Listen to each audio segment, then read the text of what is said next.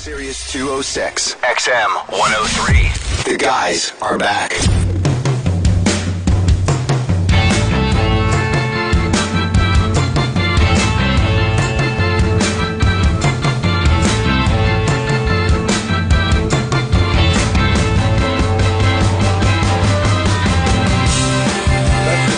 One of my favorite people, as far as doing radio with, because I don't know, we still haven't hung out socially there, Penn. We haven't. I don't know why that's never happened. I should. I kind of would like to do that one of these days. We'll make that happen. I'm coming in to do. I guess I can't talk about it yet, but I'm doing an arc on a television show that shoots in New York City. So I'll be coming in more often. You're doing The Apprentice again? I read your book. I don't get enough of losing. I live to lose. I'm just here to lose. They still got your ice cream in the stores. They do. You know, that was the odd thing. You know, Walgreens, how would we say, kind of, sort of ish, wanted me to win that. And it's kind of an understatement. And you don't get a taste of that? I do get a taste of that. They put it out. And the thing that'll make you happiest is now when you buy the carton, it does not mention Celebrity Apprentice anywhere. So how'd you get that away from Donald Trump? Because I didn't win. So it ends up actually being a better deal for Walgreens than for me. It's always better if you don't win the show. Always better. Always better to Think not about win. all the people that have won these reality shows over the years. You always want the second guy always does better. Now with the Olympics, the second guy has the most depression. But on reality shows, you know, there's all sorts of studies that coming in second in the Olympics is like the worst position to be in. Worse than third. Well, much worse. Much worse. Third, you're happy to be on the stand. You know? Fourth, you gave it a good try. First, you're the fucking shit. Right. But man, second, you're just a dick. Second means you lost by 1/100th of a second. It means that everybody's thinking, he just tried a little harder, man. And the silver just doesn't look as good as the gold. He just didn't, you know, he went out there and gave it almost his all. Yeah, you know, like if you're in third, you're like, well, there's two guys I had to jump over. But if you're second, it's just that one man. No, but if you're third, you're lucky to get there. All your friends are going, man, you look great there. You were standing up there. You look so cool. It was great. They're all over you. They're all sucking your dicks. And when you're first, it's like, wow. And then second place, it's like, man. Second place, you're just depressed. Opie, the last 10 yards of that run, why didn't you? Well, you saw he was a little ahead of you. Why don't you just lean into it, man? A little extra. What were you doing? I guess you don't have it. Holding it back? What were you doing? I guess Opie doesn't have it. But on a reality show, turns out it's not that bad. Hey, are they the same height when they win? Like when you win the first, second, and third in the Olympics, you have the one guy in second and third the same height? Same height. That's why. Second and third. I think there was a time it wasn't the same height, by the way. I would have to look back. You're an Olympic historian, aren't you? I like the Olympics. I've written 2 books on them, and I've always avoided the podium talk at the end or whatever they stand on, so I have no idea. And then I immediately hate all those sports after the Olympics are over. Yeah. You got to. I've never really watched the Olympics. They never stop losing. They're still losing somewhere. They still curl. They do all that. They're doing it somewhere right now. Isn't that only for the Olympics, though? Like, you can't enjoy that. I have a friend who does curling. And curling is one of those drinking sports. Yeah. You know, you go every Sunday with your friends. It's like bowling. Yeah. But no one is, like, using actual skills. They're just throwing the stone, is it called, right? The stone as hard as they can down the ice. And just hoping for the best at the end. I think now's the time to make your move, Opie. I think you need to do another show on Sirius called 3 Guys Who Knew Nothing About Curling, talking about curling. I love watching it, though. And the broom and shit. You know? Just so it can move, a millimeter or something? Ridiculous. That's the problem. That's why you came in second at the Olympics. Just so a millimeter or something. Well, he happened to win by a millimeter. That's right. But why do you... See? He deserves second. Absolutely second, third in my book. But I can't let you off the hook yet. Why are you allowing Donald Trump to pull you in again? I was joking. I'm not really doing it. No, you are. No, I'm not. You sure? I'm positive, No. He's kidding. So you're doing another show with an arc? This is a show that is a scripted television show. I will tell you the second the mics go off, but I believe contractually I can't mention it to my first appearance. So. I missed the kidding part. He didn't say it, but I kind of assumed it because he... Did you? Yeah. Really? Yes. Oh, I'm stupid. I'm not gonna fake it. I really believe Donald Trump pulled you in again. No. I was gonna have an intervention for you. He could, right? I mean, doing prime time. You know what? I was just telling you out in the hall. What I do for a living is sell tickets to my show. Mm-hmm. And we had, and forgive me, I mean, this is an embarrassing thing to say, but I believed that people that did not come to our show in Vegas were not coming to our show because they did not want to see it. Right. Not because they hadn't heard of us. We did Celebrity Apprentice, and I would have people, because we meet everybody after the show, I would have people coming to me and going, never heard of you guys till I saw Celebrity Apprentice. Didn't know you did magic. It's impossible. You've been around since I was in high school. Yes, we've been around 40 years. We've been doing this longer than you've been alive. We've been going forever.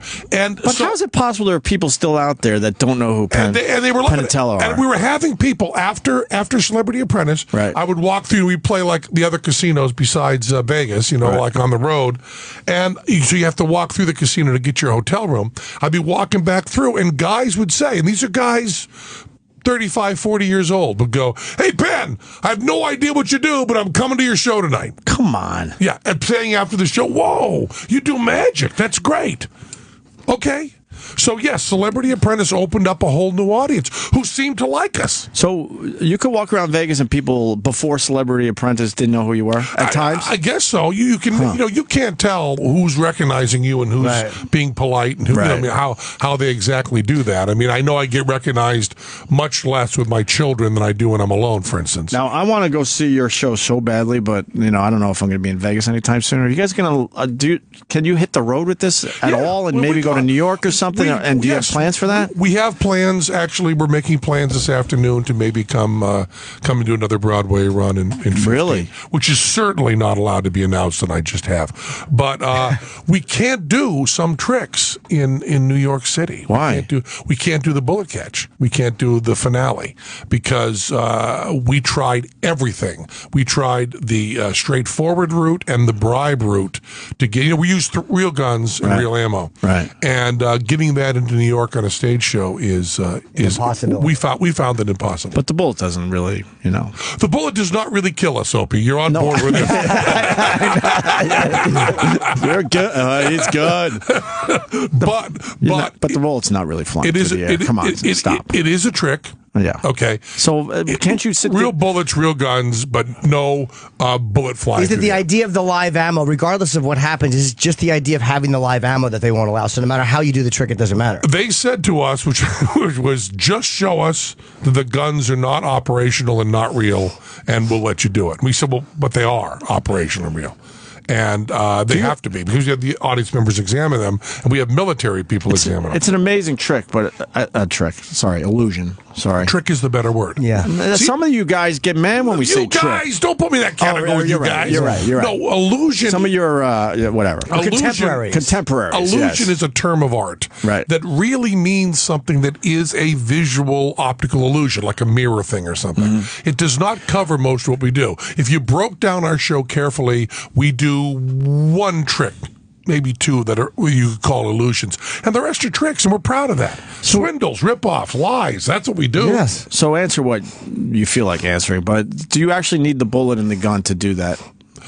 We do to do it the way we're doing it. Oh, yeah, because right. Because the audience members are handling it. Yeah, I got you. But I will also add, and this is something I feel very strongly about, I will not say to anybody that we're doing anything dangerous. We are not. We have so many levels of checks that we would not do it. I have 2 children and a wife, and I also love my life. I'm not going to. I think it's morally wrong to do things that are dangerous on stage. It insults the audience, first of all, and it makes them complicit in something that is immoral. Do you remember? So we do stuff that's safe. Do you remember the old school guy that did that? There are a bunch of them. Wasn't there a guy that actually did allow the gun to be fired? No, yes. There have been 12 magicians and 2 carnies who have died. Oh, wow. Died on stage doing the bullet catch. And that's why... How did they used to do the bullet catch? Well, there's a lot of methods. There's one method that, the old school way. Well, there's a lot of old school ways. Okay, go ahead. But I'll tell you one of the old school ways that's so heartbreaking, okay? One of the problems is you can't use an automatic weapon because it's not a trick because you can't see it. So we use a revolver. But a lot of guys would use a muzzle loader. Back when it was done, I mean, it is an American trick, the bullet catch, and was also first done catching in a hand by Native American magicians, which you didn't even know there were Native American magicians. No idea. But there were. Okay. It used to be built into that form of entertainment. There's one guy, I've forgotten his name, and he had a method for doing it where he would use a muzzle loader, right? So he'd pour in the powder with an audience member, and then he would take the ball that was signed. It was going to be the projectile, and he would put it into the barrel. And then this really kind of cool thing, he would tamp it. Instead of using a tamper, he would use his wand, right? Which is a pretty cool thing to do. Take out his magic wand, he would tamp it down. Now, the way he was doing it, really ballsy method that I bet was really a fooler, is he would have a little piece of magician's wax, which is wax, on the end of his wand. And he would tamp it with one end of the wand a couple times. Then he would kind of turn it around in a subtle way that you wouldn't notice. He would then tamp down. The ball would stick onto the wax. He would pull it out, flip it again, so he's holding the ball right in his little finger, but still holding the wand, and then tamp a few more times. When he tamped the next couple of times, he would come out and make it very clear there was nothing on the wand. So that's really, really deceptive. That's a good trick. And also really safe, because you've got the ball in your finger. Right. You're feeling it in your finger. You cannot get shot. Oh, boy, so how did this go wrong? Safe. Oh, this is what's heartbreaking. The ivory tip of his wand came off when he tamped it the last time. Now he's feeling the ball in his finger, and he's holding the wand up. He's not looking at the wand. He knows there's nothing to see there, and the ivory tip is gone. He goes on, hands the gun to the audience member, goes over, stands, loads his bullet, from his little finger. He's all set to do the punchline, and the guy shoots him in the head with the tip of his wand. He's killed with the tip of his wand. Oh, wow. I see. Okay, so the wand fell in. It fires the tip of the ivory wand into his face. Come on. Yeah. Wow. And Chung Ling Soo on stage, I think it was the London Palladium in the 1920s, Chung Ling Soo had a trick gun. So, there's in magic, there's the effect and the method. And the effect is what it looks like, and the method is how you do it. Right. And there are a lot of effects that are done by many different methods. So the effect that we do with the bullet catch is the bullet catch, but the method we do is strictly Penn and Teller that very, very few people know.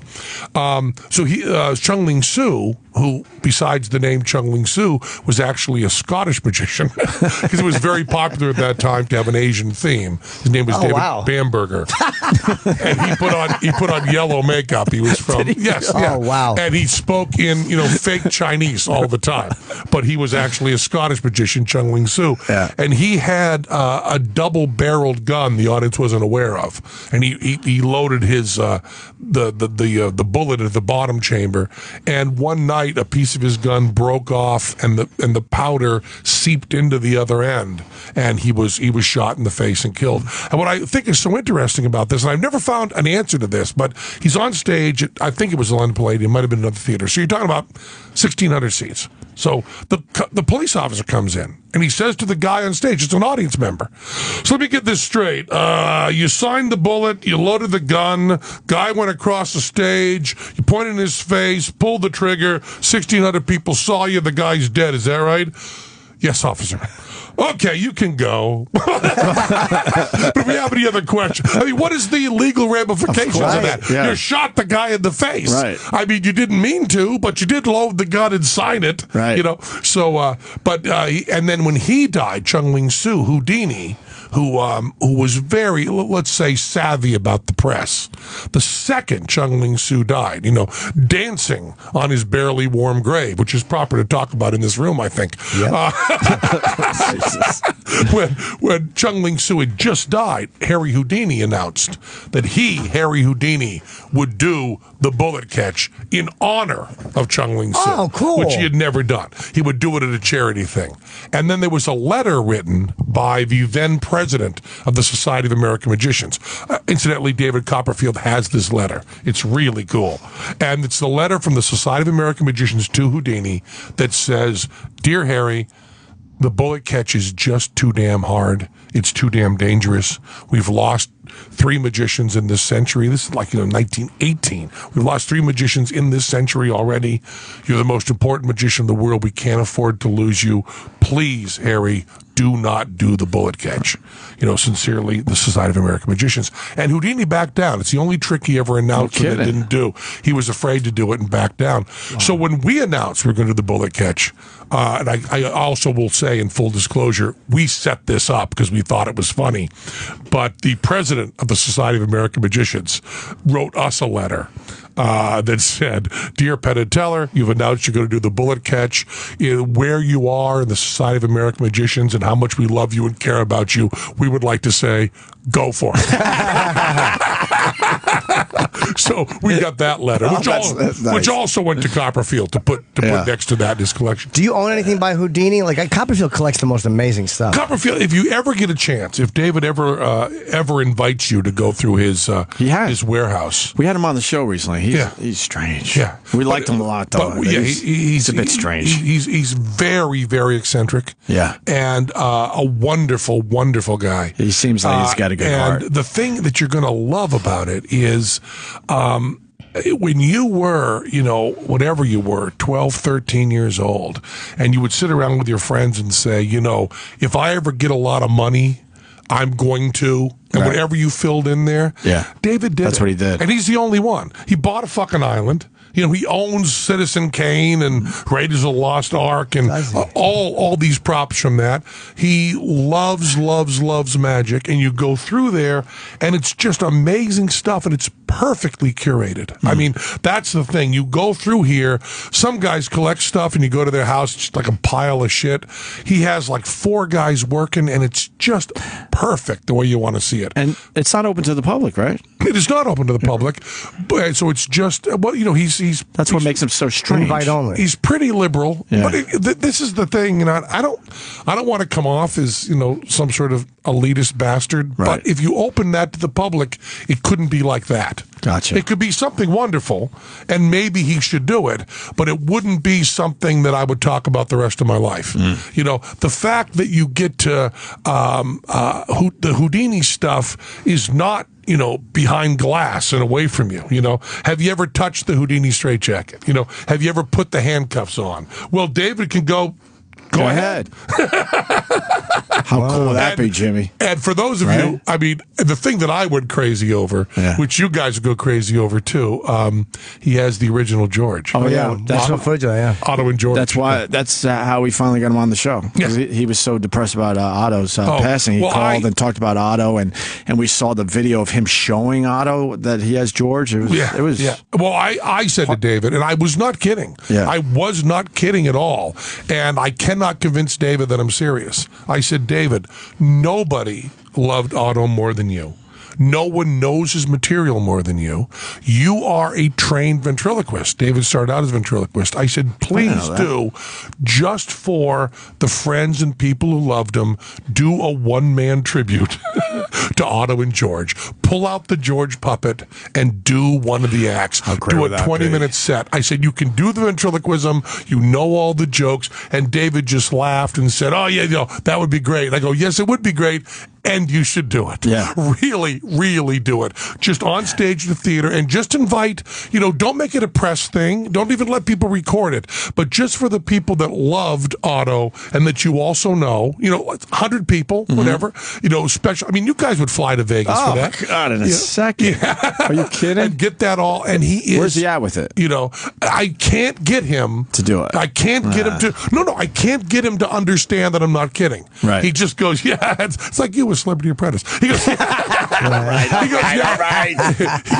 yeah. That would be great, man. Wouldn't that be great? And I go, no, it would be great, David. Do it. Yeah. And I said, whatever you need me to do, I will set up the venue. I will get the people there. I will pay for the food afterwards. Whatever you need done, I'll do it. You don't need to memorize it, David. You already know it. You don't need to learn ventriloquism. You can already do it. You've got the fucking dummy. Let's call him. We'll call him tomorrow or something and say, hey, man, push it. We had Penn on, and where are you at with this? What was the coolest? Sorry, what was the coolest thing he had that you liked?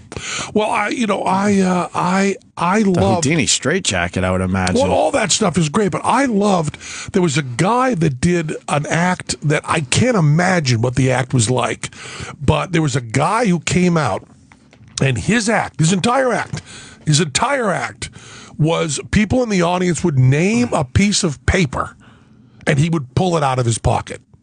So you would say, orchestra tickets to whatever show was playing in town. Reach in his pocket, pull them out, show them to the front row.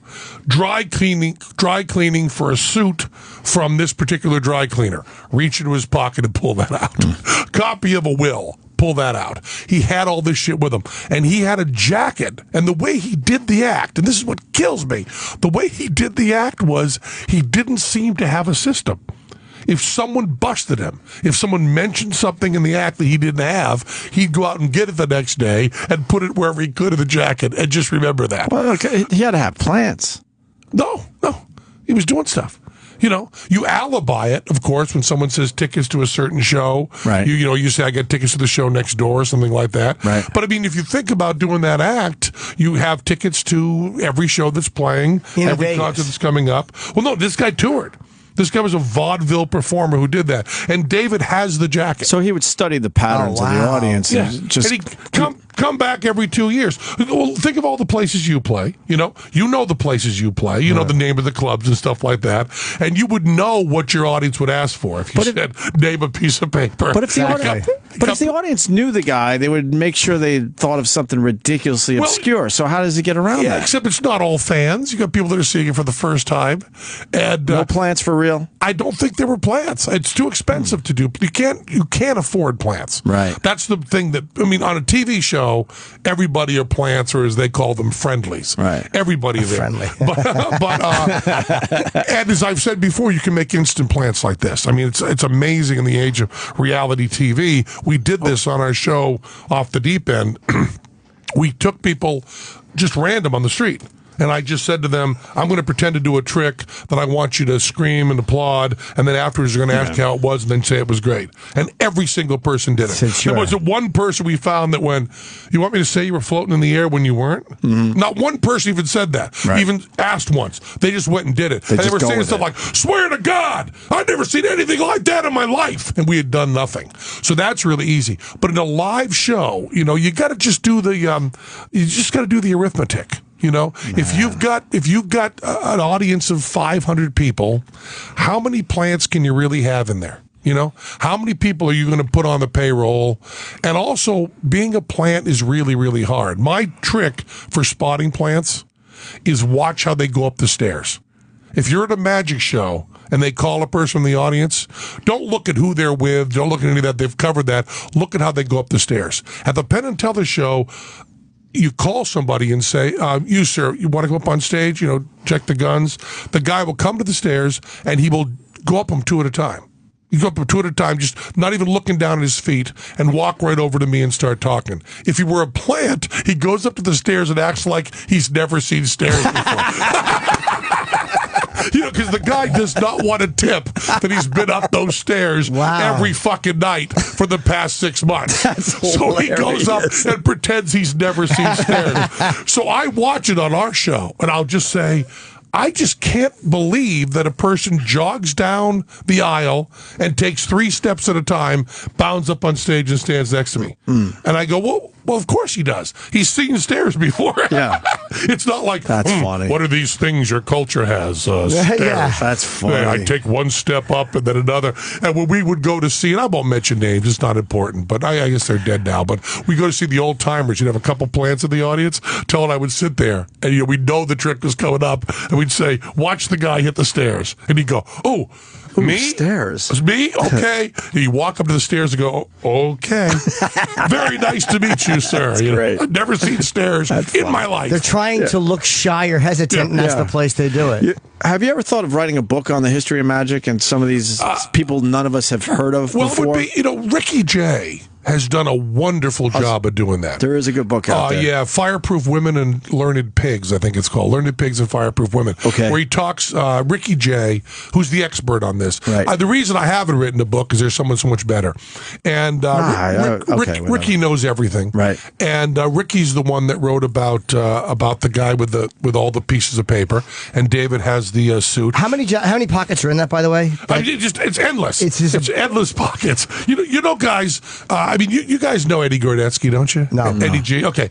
Well, there's record collectors and there's record collectors. Now, most vinyl record collectors who have like 20,000 records, they're like nuts for alphabetizing and alphabetizing within genre and alphabetizing within genre and within year. They've got it all laid out perfectly. Eddie Gordetsky, who writes on 2.5 Men, he writes on this show Mom. He's the creator of. He's a genius. He has like 40,000 records. Wow. And what killed me about him is you go over to Eddie's house and go, do you have that Lightning Hopkins thing? And he goes, oh yeah. And he walks over and just pulls it out.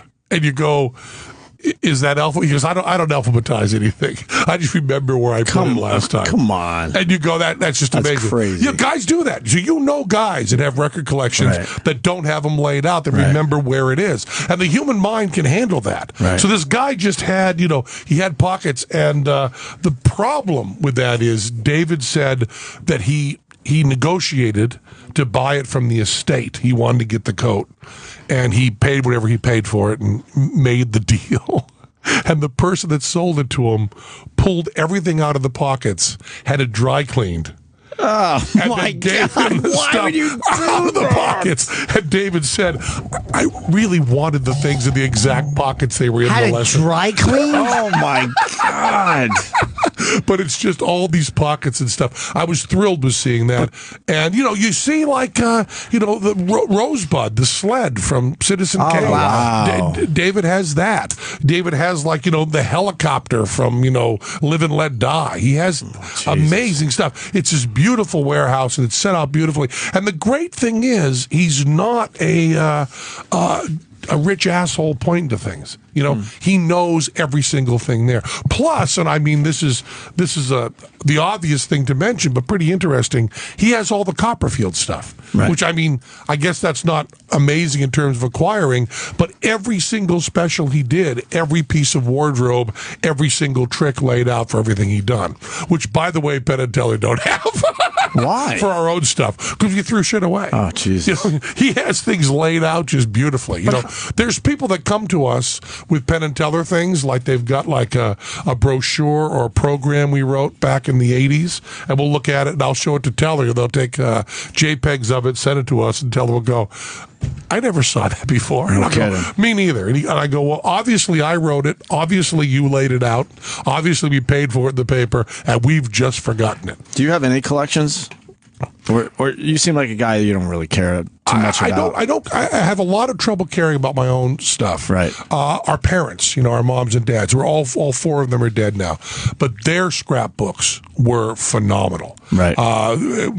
My parents had everything, and so did Teller's parents, and they actually they were elderly, and they it was really a hobby with them. I mean, what a wonderful hobby, collecting your son's stuff. But they would also Irene would call Val. Val was my mom. Irene was Teller's mom. Would say, "Did you get the TV guide of when they were on last Saturday Night Live? Because I don't have that TV guide. Could you pick one up if you had? They'd buy stuff for each other and send it back and forth." So, and the poor paperboy.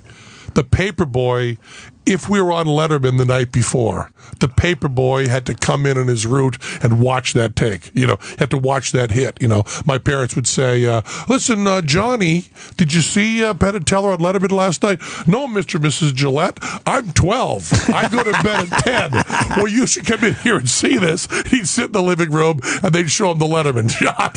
Proud parents. Yeah, well, sure, why not? My dad would do that to me. I was in Buffalo Radio. No one knew who the fuck I was, and he'd come to visit visit me, and he would have to stop strangers on the street. Do you know who he is? I'm like, Dad, no one knows who I am. I'm just starting out. And there's nothing. But the pride in him. There's nothing better. I loved it, to be honest with you. I wish I embraced it more at the time, because I was like, we all do. I was a dick. Like, Dad, come on, you're embarrassing me. But now, now he's gone, and we all wish the exact same thing. But no one knew me. Are you kidding me? And I was exclusively on radio. Like, they didn't know. But whatever. So wait a minute, I'm obsessed. Did they throw out the shit that was in his pockets, or did they give it to him just not in the pockets? He has the shit, but not in the pockets. So he doesn't know where they all. And I'm obsessed with the fact that he's going to get stumped. So how does he get around that? I imagine he has jokes, right? He has jokes. I mean, all you got to do is picture Jim going out to these exact same clubs, and instead of doing your act is you're going to have shtickala on every piece of paper someone can name. Right. And you've got a joke on every possible thing they can name, and you have 10 jokes for when you're stumped. You have 20 jokes to go over that, because it all comes down to entertainment. It all comes down to stand-up. He's doing a stand-up act. He just has a coat. And there's probably a way, even when you're stumped, to get them from where you're stumped into something you have. Right. There's got to be a joke way to get you there. If you can't do that, you've got another joke about not being able to do that. Right. We don't have any recordings of the guys. What do you think his average had to be to totally pull off this this trick? I used to, in Ricky Jay's book, there's a number of items he has on him, but it's tens of thousands. But I mean, if, let's say he picks, how many people did he pick during one show? I don't know. A lot of this stuff is not known. Gotcha. But it's a 12-minute vaudeville act. 12 minutes. So... Which, I don't know if you've noticed, but I'm subtly lobbying for Jim to do this act. I mean, the stand-up's going well for you, but you could move into that. It'd be wonderful. This could probably do a lot better than the stand-up is going, to be honest with you. I'm due for a change. You could talk to David. You could say, can we go to the museum? Let me just go through this stuff I'm thinking of starting. And you could start out with 2 Springsteen tickets and build from there every time you're stumped. I really want to see that jacket now, though. That's very interesting. Yeah, there's great stuff. We're going to knock on Copperfield's door next time we're in L.A. Yeah. Well, he'll show you through. I think so. It's a L.A. or Vegas? It's Vegas. Vegas. Yeah, right. And Vegas. it's right over from our warehouse. And all you need to know about Penn and Teller and David Copperfield is the 2 warehouses. David Copperfield has 18-wheelers with his picture on the side that say "The Magic of David Copperfield." We have an old beat-up 18-wheeler that says road shows, because we bought it from some place that just says road shows. Never slapped a new... Never slapped a new thing on it. New coat of paint on it? His thing says, I think it's his real name, like his father's, it's an exact copy of his father's tailor shop back where he grew up, It just says this beautiful, like, Cotkins tail, this whole thing set up. Ours just says the last name of, like, the trucking company that happened to be in there. We never changed it. You walk into our thing, it's just like a folding desk set up, and we have kind of a conference room where we kind of sort of meet. It is the most half-assed, bullshit, jive-ass place, and Copperfield's is beautiful. And they're in, like, the same area in Vegas, Right. But if someone said to you, you want to go to the Penn and Teller shop or the Copperfield shop, you would go, what, Penn and Teller have a place here? What is this? That's why I love you. Seriously, that's why I love you. Did you guys always get along? You and Copperfield? Oh, we've gone through terrible. We've gone through feuds that were real and feuds that were fake. We've gone through angry phone calls in the middle of the night. We've gone through... Why? Wonderful. Can you give us one? What's a real feud about? Yeah, a real feud or one of the angry calls. I said, I would say something on a radio show like this, maybe even on this radio show, I don't really remember, where I would say something that he felt crossed a line and gave away a little bit of a trick. Oh. And he would say, listen, man, we know what the rules are, man. Do not do that. You do not make fun of this thing or that thing. You do not make, you don't make sex jokes about this. When he was going out with Claudia Schiffer. Claudia, he really didn't want jokes made about Claudia. Right. And I really respected that. And then someone would get going on a roll here, and I'd put in one thing, and he would call up and go, hey, yeah, but he would call me up, and I remember one of the greatest conversations ever. David called me up, and David said, Penn, I told you just now for the for the next little while, because you've been hitting hard, to just lay back and just not say my name. And you said to me on the phone, I will not even mention your name. I will not do that. Let's just cool out. There's no reason to do this. This is fine. And then he said, you gave me your word. You made a promise. Then 3 days later, during an interview, you came right out of the gate making a joke.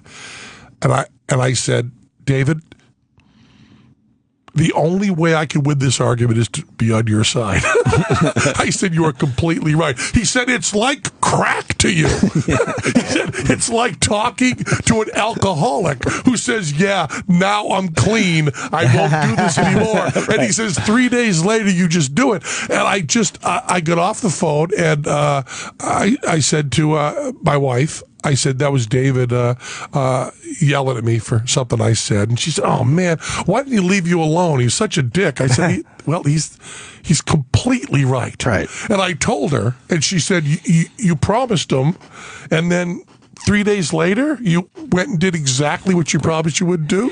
And I said, yes. And she went, you're such a fucking dick. I said, yeah, I know. But you get tied into, you're rolling and... Well, I could kind of relate. Me and Anthony over the years with program directors, it's like a drug. Like they'll sit us down and like, don't do this. And we would. I remember I would promise, and you meant it. I meant it. And you were not fucking with them. I'm so glad there's someone else out there like this. You absolutely, honestly meant it. I thought I was alone in this. I know I got issues, but I thought I was alone on this one. It. I would go, Dave. It was Dave Douglas, mostly in Boston. Yeah. Dave, I promise you. You know, we had fun with that, and I see your point, and I will not do it. And he's completely will not do it. And he's 100% right. He completely believes me, and I feel like I'm really telling the truth. Of course you are. Not 5 minutes later. We would walk down the hall and start our show with it. That's an illness, right? Yeah. No, this is how I am with cheating. Really? Yes. I mean it when I say I'll be good, I love you, and then the first chance I get, I'm fucking knee deep in it. And then he would come marching down from his office, wait for us to go to break because he was never brave enough to come on our show and confront us. And he'd be waiting outside that door. And he goes, I thought we talked about this. And then I would play my role again and meant to like, oh, yeah, but I thought if we... I didn't even have the I thought. Wow. But the I thought was kind of like bullshitting, I guess, a bit.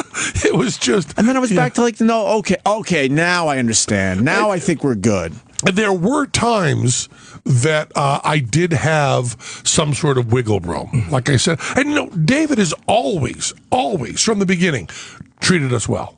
Always treated us well. Always been right about everything. You start before him? No. I mean, he's 2 years younger than me. Okay. And he got famous much, much quicker than me. I mean, 10 years faster than me, 15 years faster really? than me. Yeah, he was well known when he was 20. Wow. His first TV specials, he was 20. He was only 20 back then. Oh yeah. He was when we first. Yeah, he was a superstar in the 70s, and he's now 56 years old. I mean, he was a superstar. He's not even that old yet. Yeah, considering another guy I've known my entire life, it feels like. Yeah, he was incredibly successful, and then we hit the scene making Copperfield jokes, right? And he would be very, very gracious and cool, and then I would, cross a line that was very understandable, right? And he'd go, "Come on, cut it out." What are you doing? And then I did this thing that it is so perfectly Penn and Teller. But it's a dick thing to do. He decided that it would be funny to have a feud, right? And he said to me, well, I'll say something and you say something. We'll go back and forth in the press and do the Daily News and Stern and stuff. We'll have a lot of fun attacking. It'll be like professional wrestling. And I said, sure. So I said, this is what I'm going to say in the press. And David said, what should I say back? And I said, well, okay, well, you say...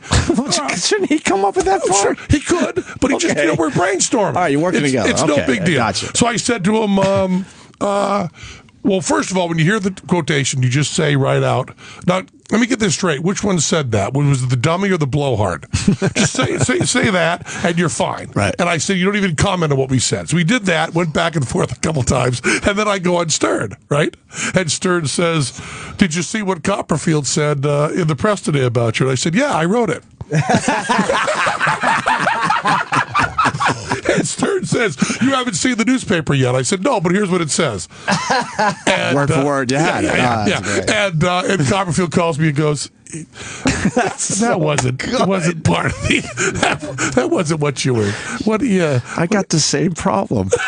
I really do. You know when like a kid has a rare disease and you finally find another one? I'm so happy today.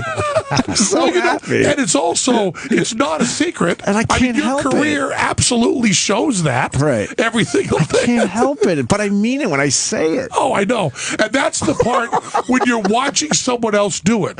Right. I mean, that's why saying alcoholic, I think, is the right thing. When you're watching someone else do it, you can't believe that at that moment they believe it. I mean, if people listening, when you say about your transgressions, they certainly believe, well, Opie was just jacking off the manager. Right. He had no intention of doing that. No. They see you as some sort of hero, as some sort of, the sexier, more interesting thing to do is go, I'm going to go in here, I'm going to jack them around, tell them I'm cool, I'm going to come back in and boom, I'll hit it hard right away. And that's never the way it is. I guarantee you, in every case of someone doing this, it's exactly someone who feels like and this doesn't feel real ever, just talking into a microphone to me. No. I feel like it's okay because it's like a microphone and you can say but also after a while you got to put the not just on you but on the person who's believing you. It's like with an alcohol, the codependent has to take some sort of responsibility after the 30th time. All you're just saying is fool me once, shame on me, fool me twice. Yeah, fool me 30 times. I'm an asshole. But David and I, over the years, I've somehow working together in couples therapy, he's pulled me in line. And I believe, and I'm going through my head now, is there anything in this particular hunk, which would be great, if I get a phone call from David going, when you were on Opie, man, what do you... Please let me know. But anyway, all this said, we need to have him do the Otto and George show. Because no one loved Otto and George more than David. We called him right when it happened. And the next day, he was bummed, man. And I loved and respected Otto tremendously. I mean, there's really few better acts in show business. And my regard for him was through the roof, and David has me beat.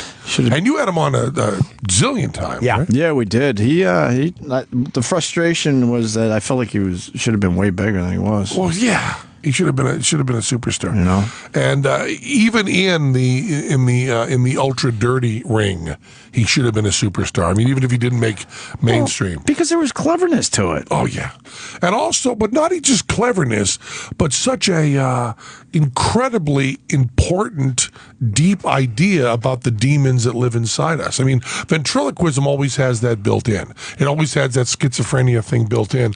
But the way he would explore his own demons with that dummy, which I know is called the figure, but I'm calling it a dummy, right? Was just. You'd be uncomfortable as an audience member, like, oh my God, is he really going there? That was my favorite thing when his inner monologue would fly out. Like, I forget what he was doing one time, but he did something, and George looked at him and said, "Sweat, you Danish junkie," and that made me laugh so fun. What a great thing for a person to say to themselves. I saw him once when he said to George, this is a standard part of his act. He said to George, if you didn't do jokes like that, we would be able to work more. And the dummy turned to him and said, the reason we don't work more is you sold your answering machine for crack. It was just... I want to change gears because it has to be said. Your take on Anthony was pretty smart. Really smart, actually. Well, everybody here loves him and understands. I don't know every philosophy. Like I said, like you said, I've never hung out with you socially, nor have I hung out with Anthony. I probably know his sister better because she stopped in after the show. But we have this. You can do something wrong, and it doesn't mean you're a bad person forever. And I didn't want. I'm not going to defend anything he said or anything he did, and he doesn't need me to. But I'm not willing to just write him off as a person And I also know that human beings are programmed that when there is an altercation, you get upset. And it's hard to pull it back. I know that we did a thing on 3-Card Monte, saying that it was a scam.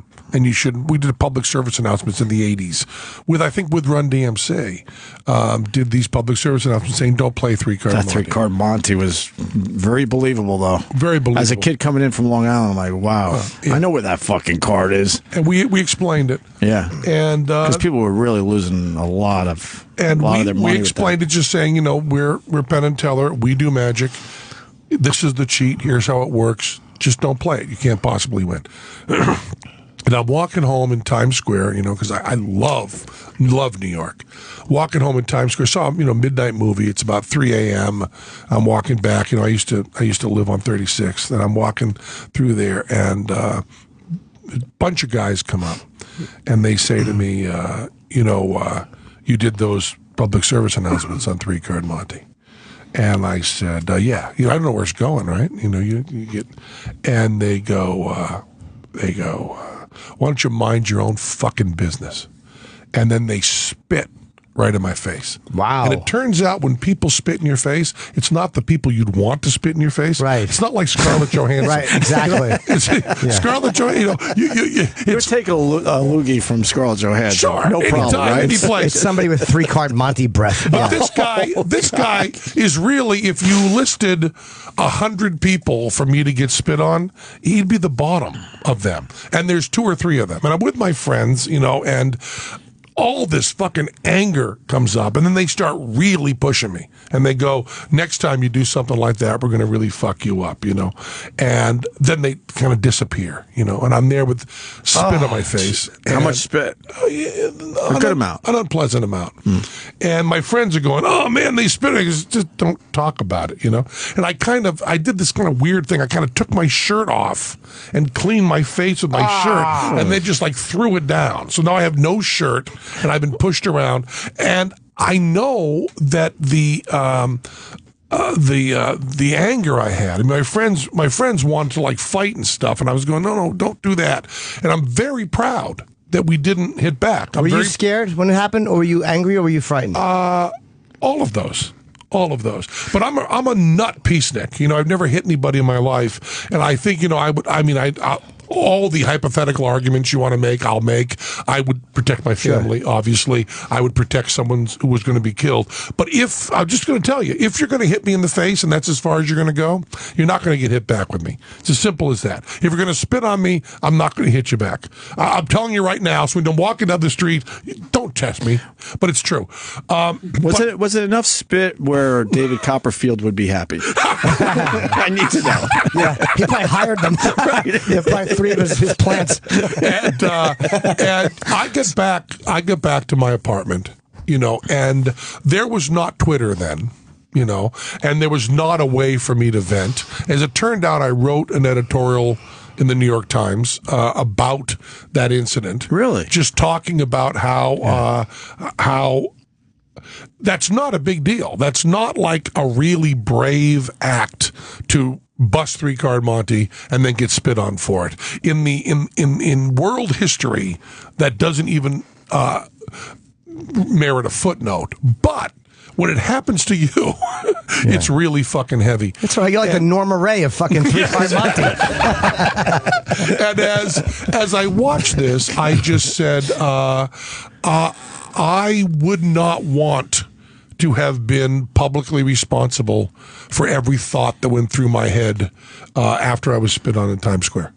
I'm sure that some of my rage was directed incorrectly. I'm sure that, and I'm not remembering actual things I'm avoiding saying. I'm just saying I know that my state of mind had taken over from intellectual. I was just full of disgust and anger. And I'm very proud of myself that I didn't fight. I mean, I would have lost. I mean, this cowardice is part of it. I mean, don't get me wrong. Cowardice is a big part of it. But also, there wasn't even an attempt. I was able to control myself. When you got home, because with Ant, like when he really didn't hit the woman back, and then he gets home. And I think sometimes when the shock of what you're going through, like in that moment, you're in survival or whatever you are, protect yourself or be aware of the environment. And then when it wears off, the humiliation or the anger comes out. And I think that's why there's a delayed reaction sometimes. And there's a thing that lawyers say. You know, lawyers say the client they want the least. The client they want the least is a successful white guy who's really good at speaking. If you are involved in a court case, like if you got something serious slapped on you and they put you on testimony, your lawyer would say to you, listen, Opie, you've always been able to talk yourself out of everything. You can't do it now. Shut the fuck up. Wow. And your whole case would be based on if you could shut the fuck up. That's all. Whether you walked or whether you went to jail would be based on, can Opie sit in the seat and shut the fuck up? Can he say yes and no? And when you spend your life using words as your living and as your protection and everything, it really asking Anthony not to tweet is a little like, which we do ask, by the way, we ask this, is like asking Tyson, you know, someone's going to come up and hit you in the face 4 or 5 times, don't hit him back. Well, of course, we insist that Tyson not do that. He would kill the person. But we also understand when you've been trained in your whole life this is what I do. And I just thought if a keyboard had been available to me to talk to the whole world that night, I would have tried really hard to make sure that I phrased everything so that I was the hero. I mean, that's the goal, to phrase that so I'm the hero. But I don't know if I would have been successful. Right. You know? Because, I mean, when you're really that upset, you go to ugly places, too. We all know that. We all do that. Yeah. Everybody you come does. up with the worst words possible. And, yeah. And really... To me, that was the problem. And not the worst words, also the worst arguments. Right, sure. I mean, not even a particular word, but you're not level-headed at that point. It's all emotion. And yet nobody should condone that. Right. No one should say afterwards, well, everything he said, I'm standing behind, because no. It's just exactly like if a professional boxer is pushed around and hauls off and hits the person and kills them, nobody says, well, he had a perfect right to kill him. But you might say, wow, what a bad situation. But imagine if a boxer was this is the case where a boxer was getting punched and he just shoved back and he got in trouble. Like, you know what I mean? Like, Anthony didn't full off hit somebody. No, but we're also what I'm talking about is I'm talking about moving the medium. He went from physical to intellectual. Right. And I'm saying that Anthony is much more, 100,000 times more used to defending himself verbally than he is physically. Sure. So I'm just saying that the altercation continued, and what we were actually watching was him punching back, but just punching back, typing. Yeah, and I wish that the press would have focused on the part that he didn't physically attack. Well, yeah, that was he didn't punch this woman he didn't punch this woman in the face, and that was to me a huge thing that he didn't do. The main thing I said was, you know, if I wrong you in some way and you have a choice between saying really awful things to me and pulling a gun and shooting me, please go with the saying awful things. And I think of the choices he had, he did not choose the best choice. The best choice would be to walk away and shut the fuck up. He did not choose that. He also did not choose the worst choice. I mean, we could be having this discussion here with someone that we knew. Let's not make it Anthony because it's too unpleasant what could be pulled out of context. But if we were having a discussion about a person who had been attacked, had been packing, had pulled a gun and shot that person, we would have the discussion where we would go, man, if they had just gone on Twitter and vented, for like 4 hours, the worst kind of shit that came into their head, wouldn't that have been better? Wouldn't that have been a lot better?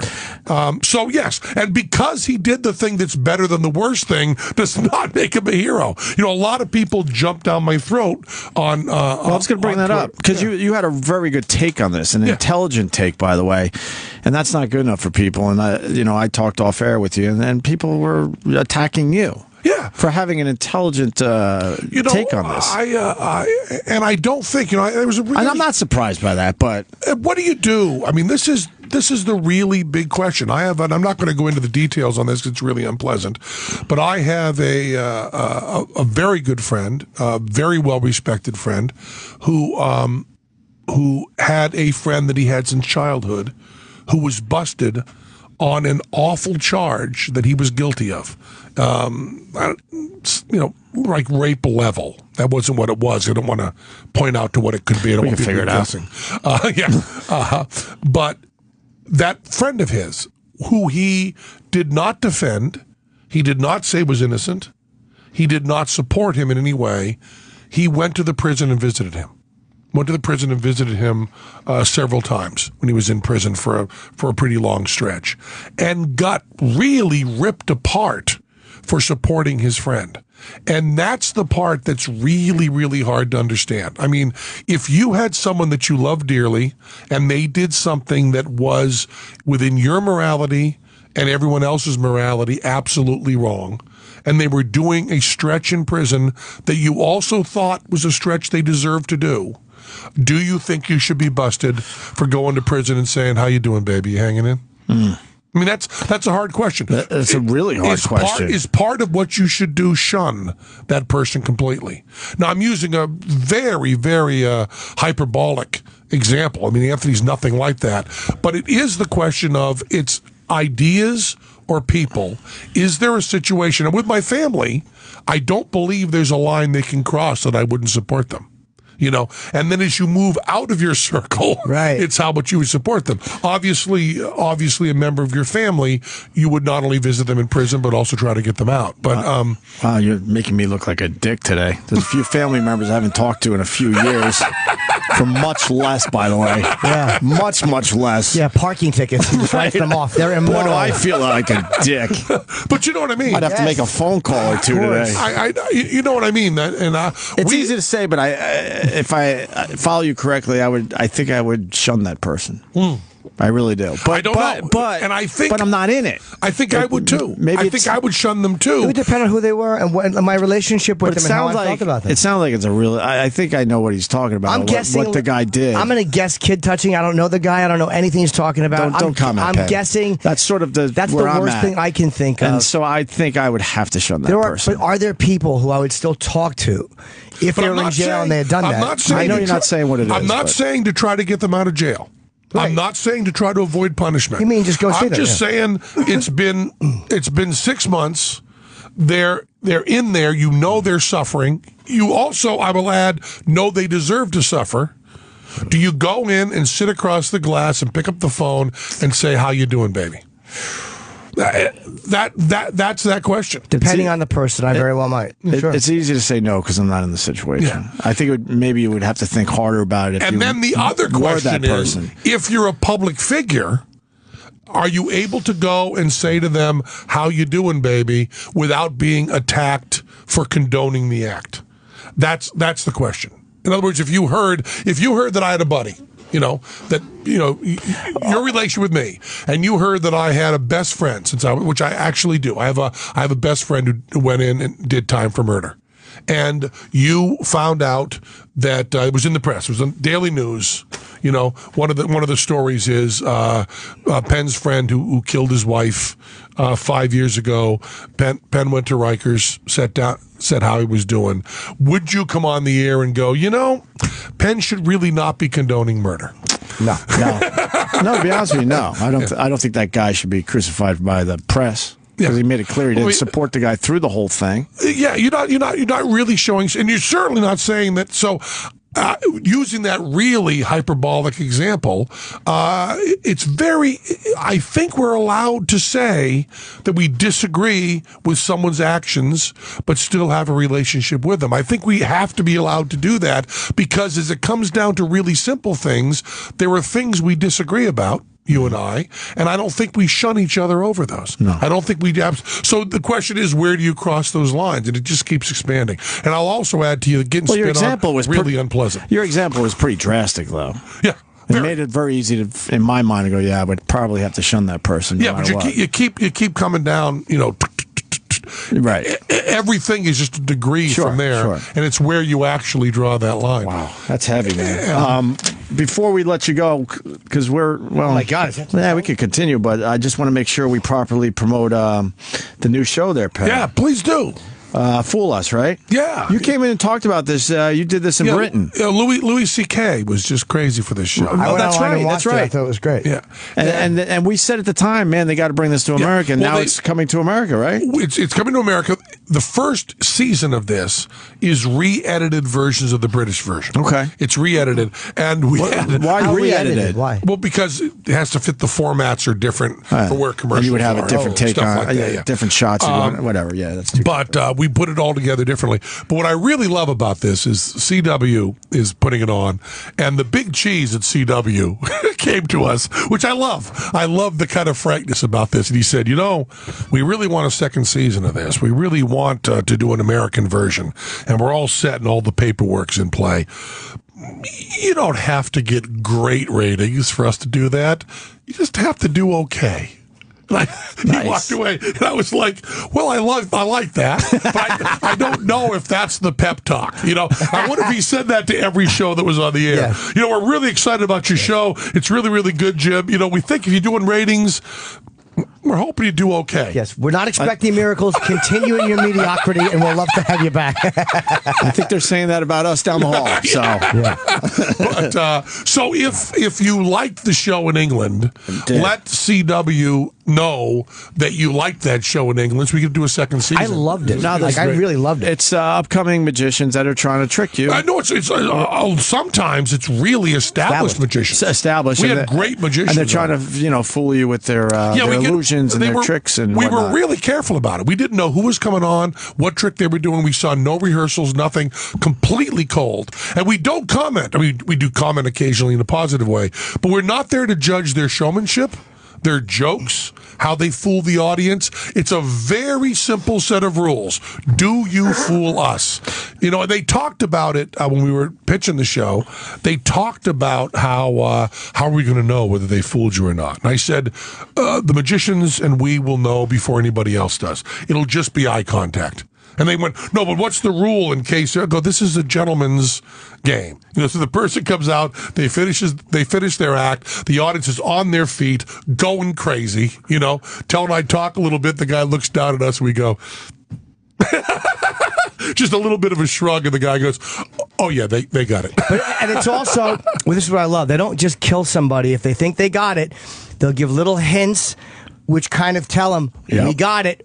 Well, we're not going to blow it for the audience unless you push us. And the magicians, a lot of times, you'd give one keyword, and they'd go, nah, they got it. And that'd be it. It was so because they want to protect their illusions still. And these guys are being cool by not fucking with them. It's also a game of chicken. Do you think we're wrong? Because I can say a little more. And I also we try to be... And what do they get if they fool you? Because if they fool us, they get to come and do part of our show in Vegas. Right. They go on stage. How many people fooled you? Out of the... about one a show. They try to time it that way. So about 10%. And some of them in really cheesy ways, some of them really clever ways, some of them really wonderful. And people ask, did you figure them out afterwards? And the truth is, we went to commercial, the guys ran, and the guys that fooled us ran and just told us right away what it was. They were just so excited. And they wanted you to know that we weren't lying when we said that we didn't do it that way. This is how we did it. We went, oh. Were there any that made you go like, fuck? Oh, there's a couple. And you can see them on the air. You can see Teller and I not like going fuck, but literally going, fuck. And there's one that comes out and does a trick that we used to do. He does a trick that we used to do. It's a standard trick that everyone does. He does it a different way. So he starts doing the trick, and Teller and I are sitting there, and you can see in the reaction shots, we are completely relaxed because we know exactly how he's going to do it. We know exactly that he's going to open the envelope, and he's going to reach in his hand and pull it out. We know he's going to do that, and we have no tension whatsoever. He rips open the envelope, he holds his hand out and dumps it instead of reaching into the envelope. And all of a sudden, Teller and I go from relaxed to full combat mode. Because we know how he's going to do it. He does it an entirely different way. I look over at Teller, and Teller goes, I got nothing. I would have known. He goes, yeah, you would have known if he'd done it the way we've done it, but he didn't. And we go, no idea, you know. And the guy also, I love it because the whole performance, he knows that we know exactly how to do this trick, and he's got another way. And the other thing I try to do is I'm very aware that young people starting out in magic will be watching this show. So I try, when I give them the keyword, I try to give them a word like a brand name or an author that they can then look up themselves and find out everything we're saying. So you can watch it as just entertainment, let it flow over you. But if you're a real magic nerd, we say stuff like, isn't that right out of Tarbell, the 3rd volume? So we know that the magic kids can go to their library and go, yeah, it's right there. He just explained the whole thing. It's right. I just read right along with it. So we try to lay it on them. Did you guys ever whisper into their ears? We did, because that would be kind of funny to see as a viewer. At one point, Teller goes up. Teller also at one point draws a sketch, which is great. Oh, really? He just draws a sketch. We go up. They go, "Have you got it?" And Teller, while we're doing the discussion, Teller just kind of goes like this. And the guy goes, fine, takes the paper, just kind of rolls it up and goes, yep, you got it. and leaves. Yeah, I'm out of there. It really is a good show. I've only seen a few online. I loved it. I'm going to watch the whole series. I want to see the complete episodes. That's why I'll watch it on TV, because online there's little clips of it, but I want to see like the entire, because Jonathan Ross is great. You know, it's exactly what we do at our show backstage. You know, pretty much every magician comes to our show at some point. They go backstage to the green room afterwards, Tell and I are eating our supper after the show like we do. And invariably, you know, one of the magicians, you know, a magician from Spain will be in, and he'll just, while we're eating, he'll go, have you seen this? Pull out a deck of cards, and he'll do a trick for us. And there'll be like a few civilians around, and then there'll be that's how we got the idea for the show. Then there'll be us, and he does the trick for us and goes, see anything like that? And always looking right at Teller. And it's this great moment because there's civilians in the room. No one knows the culture, anything. And Teller just kind of goes, yeah, seen it. And it's the end of it and a big smile. And then every 10th time this happens, they give you anything like this, Teller's going, no idea. Fooled the shit out of me. Really? Yeah. And it's just this real kind of, it's exactly analogous to comics. Because Teller knows more of the tricks than much more than me. Yeah, Teller's the I remember you telling us the brains of the outfit is Teller, yeah. Why can't you bring him in here? Sure. Is he in New York to promote as well? Not right now. I think he left a little earlier. Will he talk on our show? How does that go? Maybe you should have him on without me, because he could do it without me. But he would talk. Yeah. Does he talk on other shows? Only if I'm not involved in a very... He's never done anything like this. Well, let me ask you, does he not talk because... Has he just kind of given up? Teller is a Latin and Greek scholar who taught Latin and Greek. Right. Teller is very articulate, very, very well-spoken. We will do Q&As occasionally, and he directed The Tempest. He's very articulate. He does, when he was promoting some solo thing he was doing, some directing thing. Yeah, I remember that in the Village. He went on to some morning local DJs who went right to, the first comment he made that wasn't exactly where they wanted in the pocket. They went, well, we can see why you don't talk. I guess you should shut up. Why did you do the morning radio guy doing that shit? And he was kind of pissed off. So I would have to tell him, sure, but he'll go go on there, he'll be cool. No, we would. I'd be fascinated by him. But it must drive him nuts that he's that articulate and he doesn't get to talk, though. Well, no, except he doesn't care. He does do all the talking and the rehearsal and all of that. He's very happy with the press thing. He's never ever complained about it. You know, the other thing that's amazing, he is never in 40 years, and it's knocking on 40 years now, he has never said after a hunk, boy, I wish you hadn't said that. Really? Or you shouldn't have done that or you didn't get in trouble. He will either compliment or say nothing. When I've tanked afterwards, when I didn't do the joke quite right afterwards, Teller never says a word. But we did Seth Meyers last night, and afterwards Teller said, that was the best couch stuff you've done. You were just relaxed and set. And then I said, because we were coming up on a really short magic trick that I knew was really, really hard. See, we've got to the point, in the 80s, if we did like Letterman and something, we had to do like cockroaches and, drowning and huge fucking things.